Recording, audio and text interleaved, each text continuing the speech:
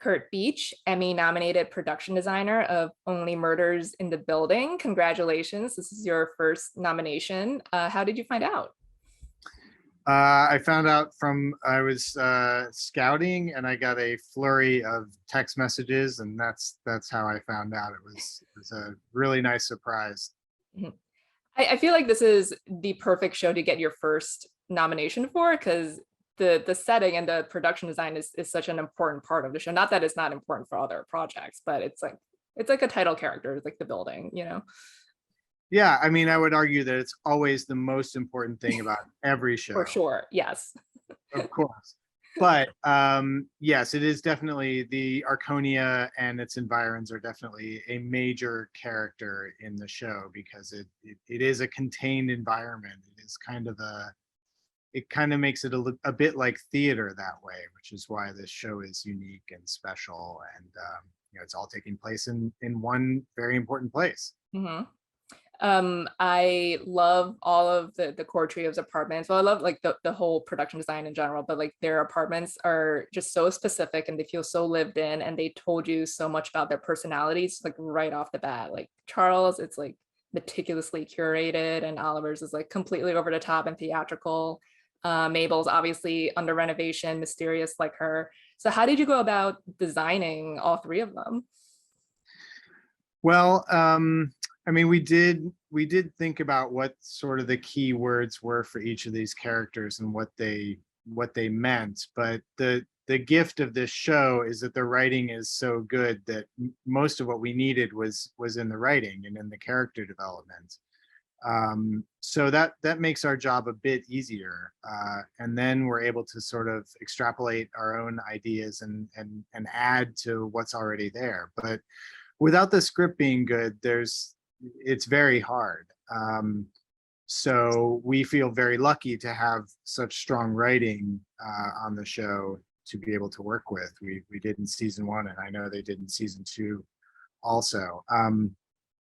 There's a loneliness in all these characters that I think is really interesting. I was thinking about this recently, and we were coming out of COVID lockdown, and these characters are sort of an embodiment of how that feels at that particular moment. They are alone in their apartments listening to these podcasts, and they're very isolated and they're seeking connection. And I think we were all seeking a connection similarly when this came out. And I think that's one of the things that the show sort of, I don't know, knowingly or not, it sort of tapped into when it came out. And I think that's one of the gifts of it. It's one of the special things about it. And it's in the sweet spot where the audience knows that the stakes are very low for the audience, but they are very high for the characters in the show. So I think it's very unique that way, and that's a sweet spot that's very hard to hit, and it's nice to watch that way. It's relaxing.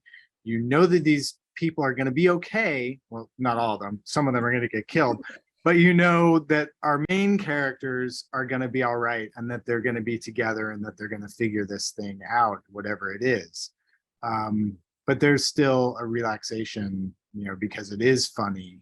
It is an easy show to watch, and we tried to make it easy on the eyes too, and that's the design process is part of that. And for each of these characters, we worked very hard to make sure that the environments felt real and lived in and authentic to who these characters are. Mm-hmm. Yeah, I mean, one of my favorite rooms is Charles's kitchen. I love the orange and teal, and I love the nice hot vegetables print on the wall, and the background of that is also orange and teal. So I guess like what came first? Did the print come first, or the colors of the kitchen come first, and then you just found the print? Actually, we found the floor first, and it always starts with something, right? So in the kitchen, we started with the flooring, and initially it was a smaller print actually, so we blew it up and adjusted it a lot to make it look like real sized tiles, and it's actually not real tile. It's a linoleum that is printed to look like tile, so we can roll over it a little bit easier on the show. And then the wallpaper came right after that because we had this great orange that popped up in the flooring.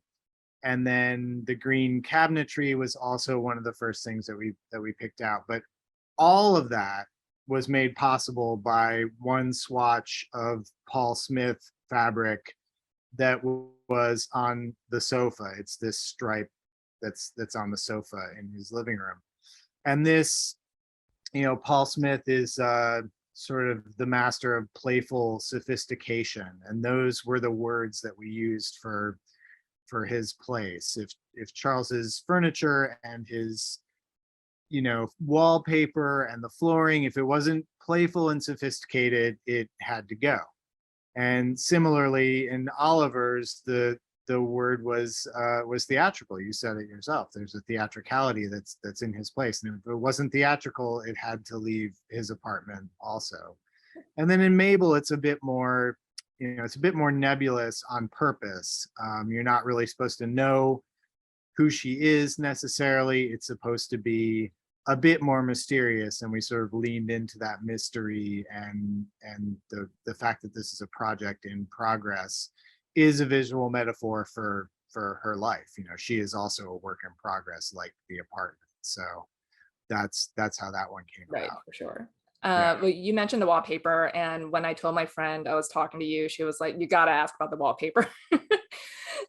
Which one? There's so many. I mean, they're all great. I mean, because also you have the like Charles, he has like in his like entryway is like kind of geometric shapes. Like Jan's Mhm. bathroom has like the candy, it's like lollipops and candy canes. And I know in Oliver's dining room, you guys gave him a backstory that his dad was a producer as well. So it's like opera house stuff, right? Yeah, we tried to get, I mean, we do make up stories for ourselves to help both create story and to support choices that we make visually. And I think that's really important. We are, I say to my set designers all the time, you're not designing scenery, you're telling stories, and we're telling stories with every line that we draw on paper and every decision that we make. And so nothing is there by accident. So the wallpapers are obviously a big part of telling story because they land right behind a character's head most of the time. There's none in my office, of course, but there would be if I was in another kind of space. But for Oliver, it's the the opera wallpaper, so that every time he's pitching a project, he is literally on stage and he feels like he's on stage. And that is an homage to his father, who was an opera director. Did it say in the script that his father was an opera director? No. We made that idea up because we found this amazing print and we were like, this would be an incredible wallpaper. And then we wove it into this story and we presented it to John Hoffman, the showrunner and creator, and he was like, I think that's wonderful. Let's go with it. And then we put it up and it creates this stunning room. Similarly in Oliver's, he's got a very simple wallpaper in his living room that's actually fabric, and it's a Ralph Lauren fabric that gave us the palette for his entire space also. So we're making these conscious choices all the time. Another backstory that we gave to Charles is in that Nice Hot Vegetables piece of art, which is an Ed Ruscha, which these days is it's worth well into 6 digits. But we made up a story that he went to a party in LA when he was working on Brazos, and he met Ruscha poolside at somebody's amazing mansion, and they hit it off. Ruscha invited him to the studio. He picked out a piece and he bought it for what was peanuts back then, but now it's appreciated into a very valuable piece. And what this does is it tells us that Charles is a shrewd collector of art, and that he has a good eye, and that he's very smart with his money, and all those things feed into the design of his place, which looks like it was redone in the last 10 years or so, maybe with this mysterious woman who's the back of the head picture in his The living Alex room. Katz, yeah. Alex Katz, yes, that's the mysterious woman in his past, or women in his past. It's a symbol for that. So you know, all these choices are conscious, and that's the fun of doing it in the decor. And Rich Murray is a master of adding details and coming up with these things, because you know I can't think of all this stuff myself. That's why we have a team, and that's why this project is so special, because everyone was contributing and so excited to be back to work at the moment we were doing it. Right. Well, speaking of those tiny details in Oliver's apartment, it's obviously overstuffed with just his theater history and his former shows, but the fake posters I love, like Splash and like New York, New York on the stage. And there's a bunch of other ones like Everyone Can Whistle in the Rain, and then just like his version of a doll's house with a woman actually inside a house. Tucked So I inside the house, yeah. yeah. So were you involved in coming up with those punny titles?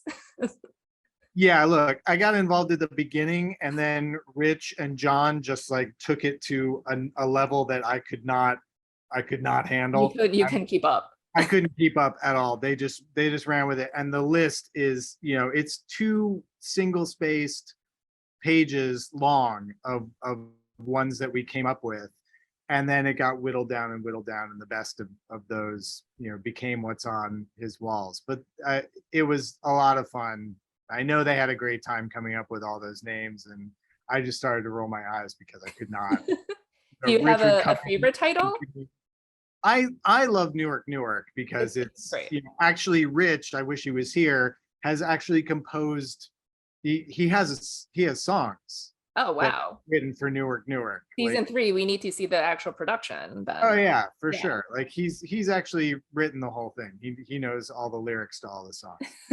He's that kind of musical theater fan. Nice. I want to mention the ceilings and the lights, because this is one of the few shows where you can actually see like a full room, where like they show the ceilings and the rooms are like the hallways, and you see the lights and the light fixtures. How did you go about designing those and picking the lights for every set?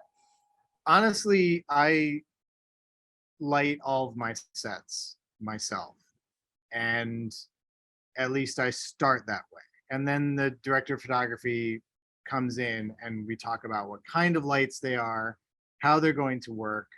But before they ever get there, I try to think about lighting, and because without lights, there's no scenery.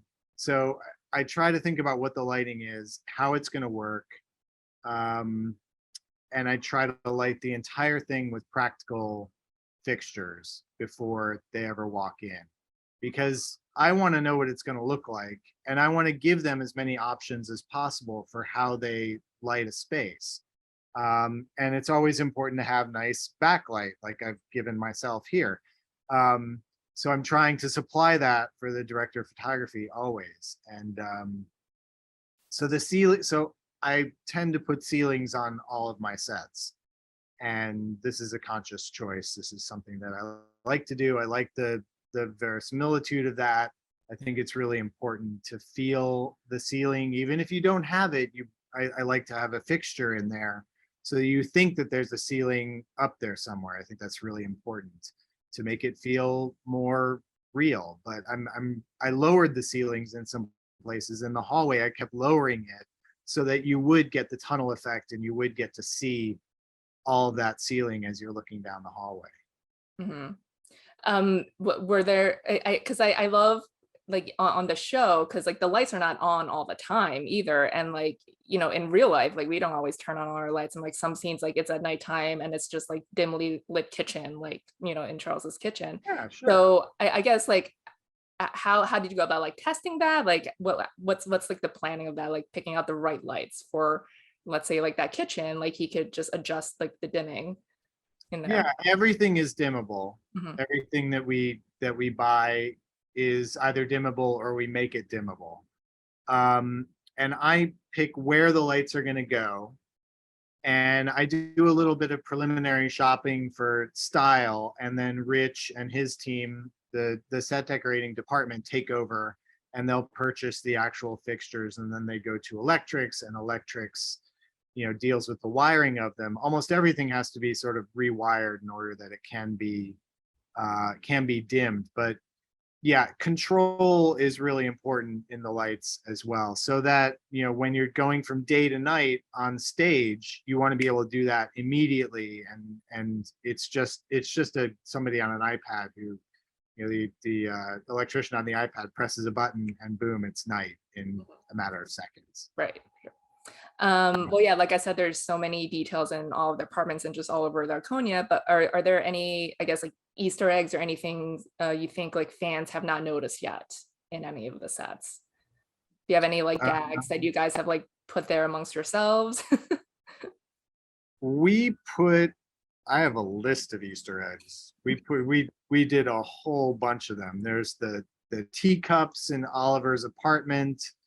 All the books on Oliver's set came from Rich's personal collection. All the stage models that are in the space are mine from my graduate school classes. I had them in storage. I pulled them out and put them on the set. So finally they had a life and they're not taking up space in storage. All three characters have a ladder in their apartment. The stage was one of the first things that we did in his place. There is a totally tricked out dog closet in Oliver's foyer. I've heard about this, yes, for Winnie, that we have not Yeah, seen. for Winnie. We've never seen it. I've never seen the door opened, but it's there and it's amazing. We painted the foyer 5 times before we got the right color. His dining room fireplace is 10,000 pounds. It's real marble. Wow. Let's see. In Charles's place, we have the furniture is very specific. It's named furniture. It's Michael Taylor for Baker Furniture. We have Milo Bauman. We have Ralph Lauren stuff in there. That all came from meetings with Steve. We talked about the Ed Ruscha. Everyone has plants represented in their apartment. Charles's are real.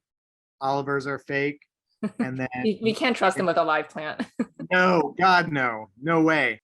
And of course, in Mabel's, they're on the. I think there are only some shapes of them on the drapery, but they're there. Everyone has some form of plant life.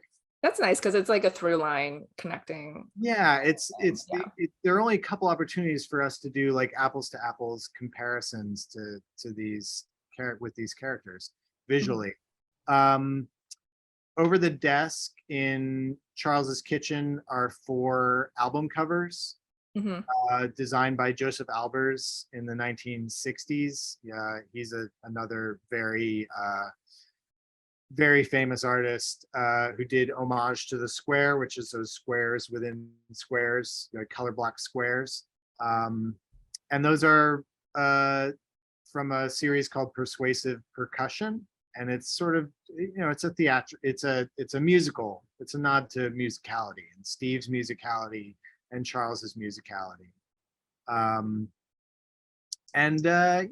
So we baked a lot of stuff in there. This is why it's a very rewatchable show, not just to go back to look for clues, but go back to look for stuff like this. So yeah, and apparently in season 2, Rich, I didn't do season 2, but on season 2, Rich Murray just doubled down on the Easter egg thing, and he just hid all kinds of stuff in there. He's laying the groundwork for Newark in season 3. That's all. Oh, I can't wait to see that show. Yeah, I'm all in. Yeah. Well, Curt, it was great speaking to you. Thanks so much for your time and congratulations again. Thanks so much. I'm so proud of the work, and I'm honored for the nomination. It's really great. I really appreciate it.